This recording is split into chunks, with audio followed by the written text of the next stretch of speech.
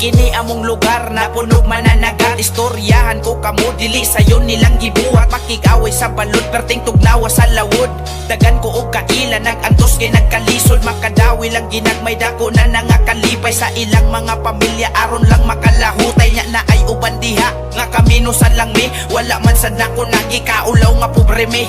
Lumad kong taga baybay di na angay i-deny. Diri ko nagsugod og diri na ko mamatay. Wala na'y makapalaay kay busog na miskalipay. Maumbisa gasa ko padunggalan akong garbo sa baybay. Tunga simana sa lawod manguwa lang og isda. Dili pa gyud masiguro nga naa sila'y kuha na ay ubanon ilang anak padong slahod. Aron matabangan ang ginikanang nagkalisod. Diri ra na sa baybay nimo makit-an. Diri ra na sa baybay nimo madunggan. Diri ra na sa baybay nimo masayran. Pero nagpadayon gyapon mi nga kusgan. Diri ra na sa baybay nimo makit-an. Diri ra na sa baybay nimo madunggan. Diri ra na sa baybay nimo masayran.